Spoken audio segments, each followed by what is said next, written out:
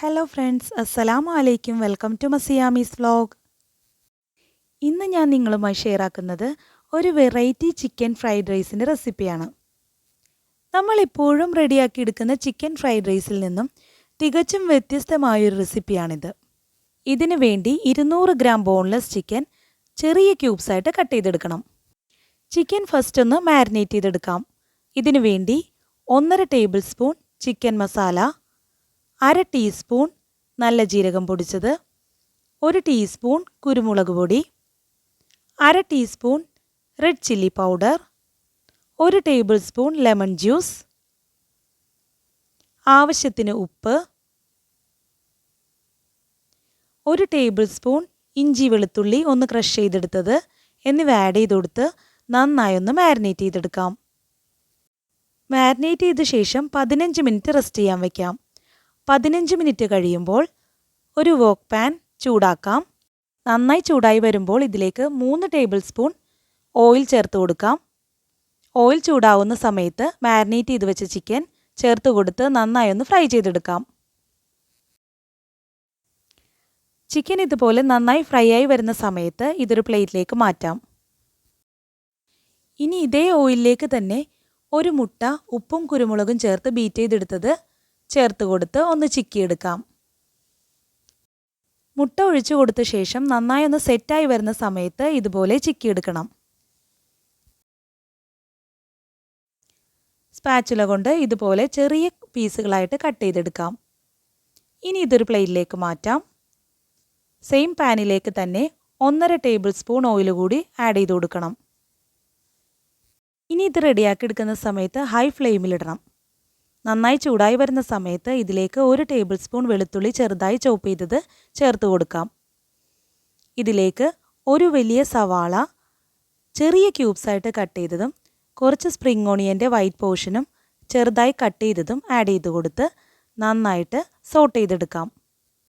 ഇത് നന്നായി ഒന്ന് സോട്ടായി കിട്ടുന്ന സമയത്ത് ഇതിലേക്ക് yellow capsicum, red capsicum, green capsicum, beans, carrot എന്നിവ ചെറിയ ക്യൂബ്സായിട്ട് കട്ട് ചെയ്തെടുത്തത് ആഡ് ചെയ്ത് കൊടുക്കാം.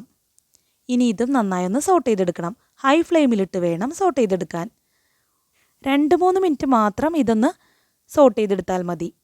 ഇനി ഇതിലേക്ക് 2 കപ്പ് ബസുമതി റൈസ് ഉപ്പിട്ട് വേവിച്ചത് ആഡ് ചെയ്ത് കൊടുക്കാം.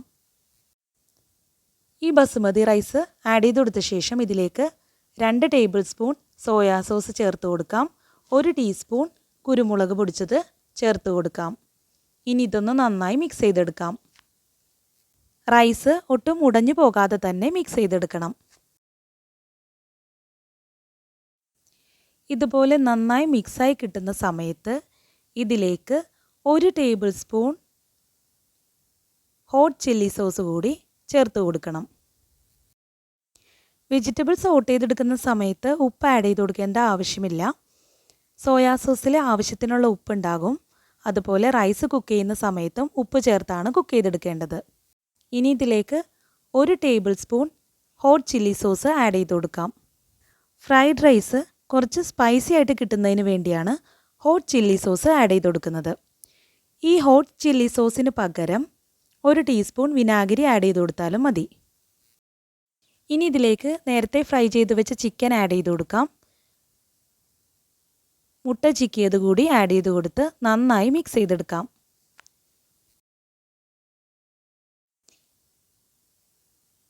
റൈസ് ഒട്ടും ഉടഞ്ഞു പോകാതെ ഇതുപോലെ നന്നായി മിക്സ് ചെയ്തെടുക്കണം. മിക്സ് ചെയ്തെടുത്ത ശേഷം ഉപ്പ് ചെക്ക് ചെയ്ത് ഉപ്പ് വേണമെങ്കിൽ ആഡ് ചെയ്ത് കൊടുക്കാവുന്നതാണ്. ഫ്രൈഡ് റൈസ് ഉണ്ടാക്കുന്ന സമയത്ത് ഫ്ലെയിം എപ്പോഴും ഹൈയിലാക്കി വെക്കാൻ ശ്രദ്ധിക്കണം.